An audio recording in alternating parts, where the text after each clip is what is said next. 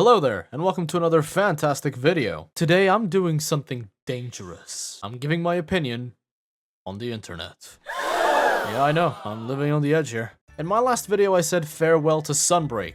I've reached over 1,000 hours in the game and I did everything I wanted to. And no, that doesn't include grinding max anomaly, because I would rather die. If this is your first time in my channel, well, you wouldn't know this, but Sunbreak is where this channel started. So although this isn't my first Monster Hunter game, Risebreak is still very special to me. And so, today I wanted to celebrate my time with Rise and Sunbreak by talking about some of the things I think I did right. Starting with the pace of the game. Everyone always talks about how fast Risebreak is, and although I personally prefer a more slow and methodical pace myself, this was still a great decision to make. Movement in Rise is just pure insanity. You can dash all over the place and the wire bugs become super satisfying once you get the hang of it. Combine the fast and nearly limitless movement options with the overall faster pace, and the game had a load of fun hours to give you. And plus, I really like how the wire bug theme was not just movement based, but it also provided some much needed combat variety. Having started with World and then moving over to GU, I quickly realized that World was quite limited when it came to combat. I know the meta playstyles are always going to be a thing, but a good example of what I'm trying to say here are the hunting styles in GU. Yes, Valor dominates pretty much all of them, but it's still super fun to mess around with other styles like Aerial and Adept. But in World, you didn't really get much variety. And I totally understand that that wasn't the focus of the game, so rather than calling it a flaw, I'm just gonna say it's a more respected design choice. But Rise managed to change it up quite well, and it had a healthy split in playstyles thanks to the Switch skill and Silkbind systems. At least, this is the case for the weapons I play.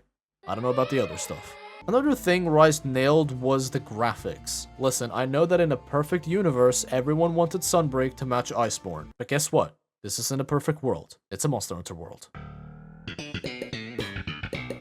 I'm so funny. This game was designed for a mobile platform and god damn, it looks really good. I'm not really into the whole 4K, ultra-wide, 500 frames, 4D, visually orgasmic graphics. Set a game to 1080p, give me 60 frames per second and I'm good. So given that Rise was meant to be a portable title, it really set the bar quite high. Speaking of high, smooth transition, I want to know what the fuck the devs were taking while making Rise, because they finally made me give a shit about their characters. This segment is gonna need some context to it. My thing here on this channel is comedy and storytelling surrounding NPCs. And no, not this kind of just what the actual fuck. Despite what many people think, I'm not that deep into the whole waifu culture. Hold on a second, how many body pillows does it take for you to be a fucking degenerate? I'm gonna have to Google this shit. Sure, some of the characters I talk about are very attractive and have some great voice acting. But the actual point of this channel is to make a couple of jokes and maybe learn the motifs behind these characters and try to learn a lesson or two. After all, wiser are the people that learn by observing other people's mistakes rather than waiting to commit them themselves. Yes, I am a licensed philosopher and my star sign is Hamster. The NPCs in Rise have names and stories that are not great, but at least they're interesting for the most part. You think this guy is a merchant? Wrong, he's actually a bodyguard for this kid, who by the way, is not a regular kid. She is actually the princess of a kingdom laid to waste by the fucking flying spaghetti monster. World and Iceborne made me feel like I was some sort of side character. And that would have been fine,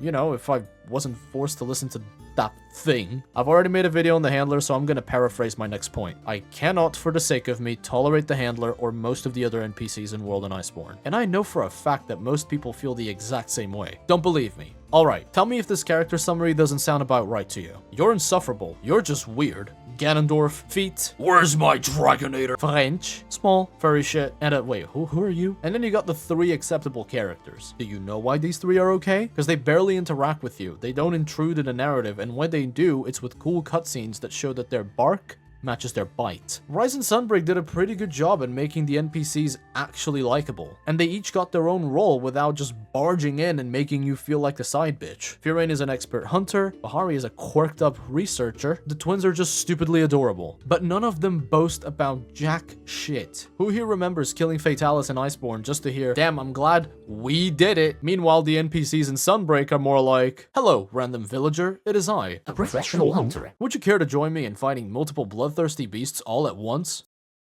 I bet. Let's fucking go! And followers were such a good way to implement these characters. I would have never guessed that Monster Hunter could benefit from dogs that can drift. Palamutes have been crazy fun. I really hope to keep seeing them moving forward, but I understand if Capcom, you know, decides to leave them in Kimura. The riding mechanic feels so fun, and it actually speeds up Risebreak's pace even further. But I can see how difficult it could be to revamp this and implement it into a slower paced game. I mean, they could always remove your ability to ride Palamutes and maybe focus on making them better at tracking or something. I do have a couple more points, but I don't want the video to go on forever, so here are some quick notes. I felt that the decoration system in this game was pretty good, you know, because random decos just suck ass. Please don't ever make me gamble on armor skills again. It reminded me of Gacha, and I can't do Delta memories are floating back. Overall, Rise and Sunbreak have been an absolute pleasure, and it's such a banger of a game, it would be stupid to not recommend it. I want to say my sincere thank you to Capcom and the Monster Hunter team in specific, because you guys really do pour blood, sweat, and tears into these games, and it really does show. But before I go, there is one more thing. Capcom,